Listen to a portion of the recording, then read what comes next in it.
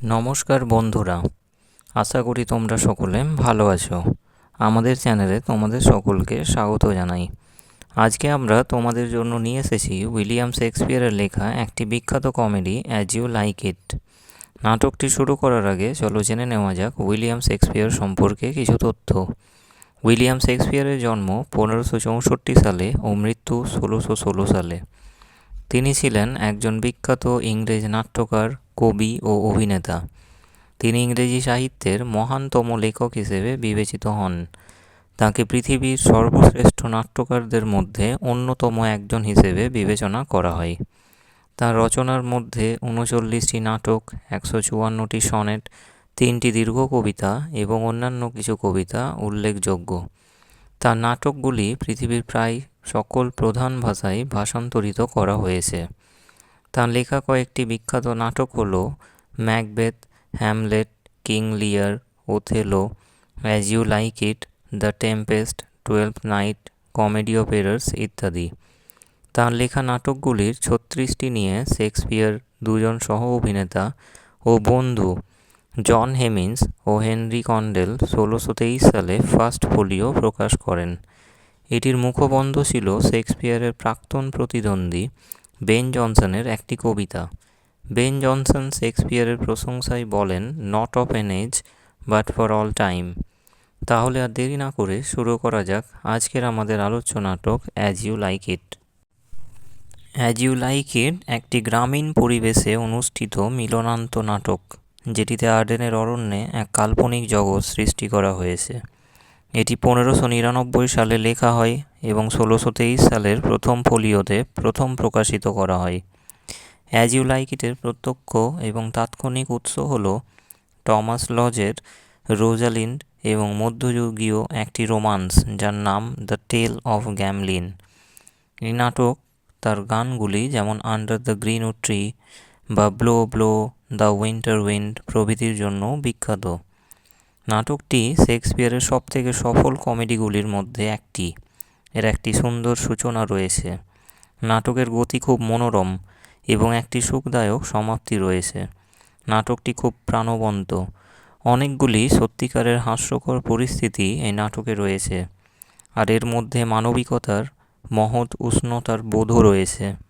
নাটকটির শিরোনাম থেকে বিষয়বস্তুটিকে অনুমান করা যাচ্ছে। প্রত্যেকে এই নাটকের নিজের ইচ্ছা মতো চলতে চাইছে, তাই নাটকটির নামই তার মূল সুরকে ধ্বনিত করেছে। চলো এবার আমরা শুনে নিই অ্যাজ ইউ লাইক ইট নাটকের মূল কাহিনী। ফ্রান্সে তখন একজন বৈধ ডিউককে তার ছোট ভাই ফ্রেডারিক বিতাড়িত করেছিলেন। তিনি আর্ডেনের জঙ্গলে চলে গেলেন এবং তার কিছু অনুগামীও তার সঙ্গে ছিলেন। সেখানে তারা স্বাধীন ও অলসভাবে বেঁচে থাকাতেই অভ্যস্ত হয়ে গেলেন। তারা হরিণের খেলা দেখতেন, ওই পশুগুলোকে খাবারের জন্য তাদের মারতেও হতো। অন্যদিকে প্রকৃতি তাদের কাছে ছিল শিক্ষকের মতো। রোজালিন্ড বিতাড়িত ডিউকের মেয়ে।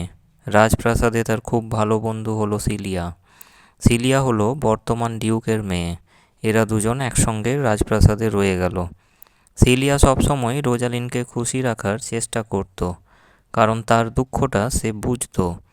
একদিন একজন দূত একটা খবর নিয়ে এলো যে একটা কুস্তি প্রতিযোগিতা হতে চলেছে। সিলিয়া আর রোজালিন্ড সেটি দেখতে গেল, কিন্তু প্রতিযোগিতাটি ঠিক সমানে সমানে হচ্ছিল না।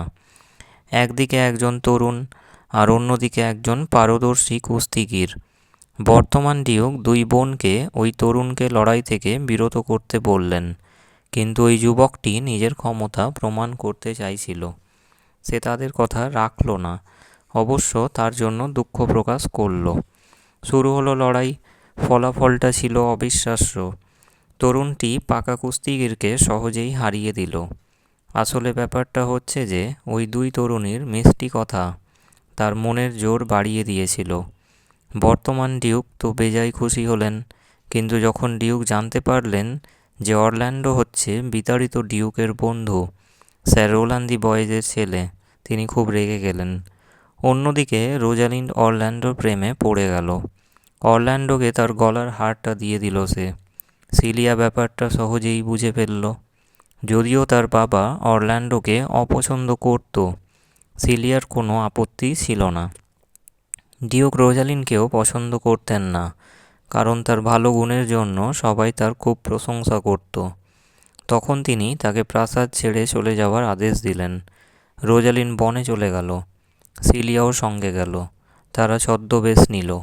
রোজালিন্ডের নতুন নাম হলো গ্যানিমিড, গ্রামের ছেলে, এবং সিলিয়ার নতুন নাম হলো অ্যালিয়েনা, একজন গ্রামের মেয়ে। তারা হলো দুই ভাই বোন।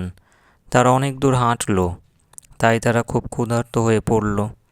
তাদের আশ্রয় ছিল না। ঘটনাক্রমে একটি মেষপালকের চাকরের সঙ্গে তাদের দেখা হয়ে গেল। সে তাদের তার মনিবের কাছে নিয়ে গেল। তারা মেষপালকের কাছ থেকে একটি কুটির কিনল। সেখানেই থাকা শুরু করলো। তারা বিতাড়িত ডিউককে খুঁজতে চেষ্টা করছিল। রোজালিন্ড একটি ভালো খবর পেল যে অরল্যান্ডো এই বনেই বাস করে। যখন অরল্যান্ডো ছোট ছিল তখন তার বাবা মারা যান। তার বড় ভাই অলিভারকে বলে গিয়েছিলেন ছোট ভাই অরল্যান্ডোকে দেখতে, কিন্তু অলিভার তা করেনি। যদিও কারোর সাহায্য পায়নি, তবুও সে একজন ভালো মানুষ হিসেবে বড় হয়ে উঠেছিল। যখন অরল্যান্ডো কুস্তি প্রতিযোগিতা জিতেছিল, অলিভার হিংসায় জ্বলে গেল। সে তার ভাইকে মেরে ফেলার মতলব করল, কিন্তু তাদের অনুগত চাকর অ্যাডাম তাকে পালাতে সাহায্য করল। এভাবেই অরল্যান্ডো বেঁচে গেল। অ্যাডাম আর অরল্যান্ডো চলে গেল আর্ডেনের জঙ্গলে। সেখানে তাদের না ছিল খাবার, না ছিল থাকার জায়গা। অ্যাডাম এতটাই ক্লান্ত হয়ে পড়েছিল যে আর হাঁটতেই পারছিল না। অরল্যান্ডো কাছাকাছি একটা গাছের কাছে তাকে নিয়ে গেল। অ্যাডাম বিশ্রাম নিতে লাগলো। খাবারের খোঁজে অরল্যান্ডো বেরিয়ে পড়ল। ঘটনাক্রমে সে প্রবীণ ডিউক আর তার অনুগামীদের নৈশভোজে ব্যস্ত থাকতে দেখল। অরল্যান্ডো তার তলোয়ারটা বের করলো আর খাবারের একটা টুকরো যেন না ছোঁয়া হয় বলে তাদেরকে শাসালো। প্রবীণ ডিউক বললেন যে তিনি এতটা রুক্ষ ব্যবহার কেন করছেন। অরল্যান্ডো তখন তাকে সব ঘটনা বলল। প্রবীণ ডিউক তাদের খাবার জন্য আমন্ত্রণ করলেন। তারা তৃপ্তি ভরে খেল। যখন প্রবীণ ডিউক তাদের বংশ পরিচয় জানলেন, তখন তিনি তাদের একটি আশ্রয় দিলেন। তারপর একটা গাছের ছালের ওপর গ্যানিমিড ও এলিয়েনা রোজালিন্ডের নাম দেখতে পেল। কয়েকটা প্রেমের কবিতাও দেখল, যেগুলো রোজালিন্ডকে উদ্দেশ্য করে লেখা। অরল্যান্ডোকে যখন তারা হারটা দেখে চিনতে পারল, ছদ্মবেশে থাকার জন্য অরল্যান্ডো তাদেরকে চিনতে পারল না। রোজ কুড়ে ঘরে আসার জন্য গ্যানিমিড অরল্যান্ডোকে নেমন্তন্ন করল। পরামর্শ নেওয়ার জন্য অরল্যান্ডো রোজ আসতেও লাগলো। গ্যানিমিড তার মধ্যে একটি সত্যিকারের প্রেমিককে খুঁজে পেল। গ্যানিমিড অরল্যান্ডোর সঙ্গে প্রবীণ ডিউকের বাড়িতে গেল। বাবার সঙ্গে রোজালিন্ডের দেখা হলো। বাবা তাকে চিনতে পারল না, কারণ সে ছদ্মবেশে ছিল। একদিন সকালবেলায় অরল্যান্ডো যাচ্ছিল গ্যানিমিডের কাছে। রাস্তায় দেখতে পেল অলিভার মাটিতে ঘুমাচ্ছে। তার গলায় জড়িয়ে আছে একটা সাপ। যেই অরল্যান্ডো তার দিকে এগিয়ে গেল, অমনি সাপটা পালিয়ে গেল। এক সিংহীও সেখানে ছিল। অলিভারের জেগে ওঠার অপেক্ষা করছিল। অরল্যান্ডো সিংহীর সঙ্গে লড়াই করল এবং আহত হলো। অলিভার জেগে উঠল এবং খুব অনুতপ্ত হলো। তার অপকর্মের জন্য ভাইয়ের থেকে ক্ষমা চাইল সে। তার ভাই অরল্যান্ডো তাকে ক্ষমা করে দিল। তাকে গ্যানিমিডের কাছে যেতে বলল। অলিভার গ্যানিমিডকে খবরটা দিল যে আজ অরল্যান্ডো আসতে পারবে না, কারণ সে আহত। অ্যালিয়েনা অরল্যান্ডোর প্রেমে পড়ে গেল। খবরটা পেয়ে গ্যানিমিড জ্ঞান হারালো। তখন অলিভার একটা ব্যাপার বুঝতে পারল যে গ্যানিমিড তার ভাইকে খুব ভালোবাসে। অলিভার ফিরে আসতেই অরল্যান্ডো সব কিছু জানতে পারল। অলিভার বলল যে সে অ্যালিয়েনাকে বিয়ে করবে, তারপর সে বনেই থেকে যাবে। সে তার সব কিছু অরল্যান্ডোকে দিয়ে দেবে। অরল্যান্ডো প্রবীণ ডিউককে বিয়েতে নেমন্তন্ন করতে এবং অ্যালিয়েনার সঙ্গে পরামর্শ করতে বলল। অ্যালিয়েনার কাছে গেল অলিভার। তখন গ্যানিমিড এলো এবং অরল্যান্ডোর স্বাস্থ্যের খোঁজ খবর নিল। অরল্যান্ডো রোজালিন্ডকে ভালোবাসে ও একইভাবে বিয়ে করতে চায়। গ্যানিমিড বলল যে সত্যি যদি সে রোজালিন্ডকে ভালোবেসে থাকে, তাহলে সে জাদুশক্তির দ্বারা রোজালিন্ডকে তার সামনে আনার চেষ্টা করবে। পরের দিন অরল্যান্ডো আর অলিভার প্রবীণ ডিউকের কুঁড়ে ঘরে গেল। তিনি জানতে চাইলেন সত্যি কি তার মেয়েকে আনা সম্ভব। অরল্যান্ডো সম্মতি জানালো।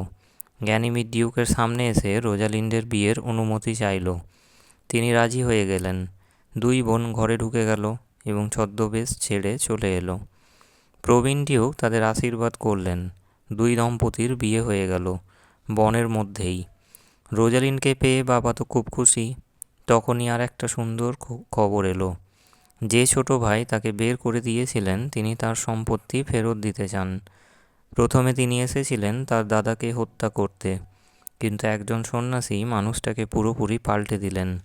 এখন তিনি একজন সন্ন্যাসীর মতো ধর্মশালায় থেকে যেতে চাইলেন। এই খবরটা বিয়ের অনুষ্ঠানে একটি অতিরিক্ত প্রাণ দিল। তার উজ্জ্বল জীবনের জন্য সিলিয়া রোজালিনকে অভিনন্দন জানালো। প্রবীণ ডিউক তো খুব খুশি হলেন। যে অনুগামীরা দুঃখের দিনে তার সঙ্গে ছিল তাদেরকে তিনি প্রাণ খুলে কৃতজ্ঞতা জানালেন। এই ছিল অ্যাজ ইউ লাইক ইট নাটকটির সার সংক্ষেপ। তাহলে আজকের ভিডিওয় আমরা আলোচনা করলাম উইলিয়াম শেক্সপিয়ারের লেখা একটি বিখ্যাত কমেডি অ্যাজ ইউ লাইক ইটের সার সংক্ষেপ। যদি ভিডিওটি তোমাদের ভালো লেগে থাকে তাহলে ভিডিওটিকে লাইক, শেয়ার ও চ্যানেলটিকে সাবস্ক্রাইব করতে ভুলবে না। জুড়ে থাকো এভাবেই আমাদের চ্যানেলের সাথে ইংরেজি সাহিত্যের বিভিন্ন গুরুত্বপূর্ণ ও বিখ্যাত বিষয়ের ওপর বাংলায় আলোচনার ভিডিও পেতে। ধন্যবাদ।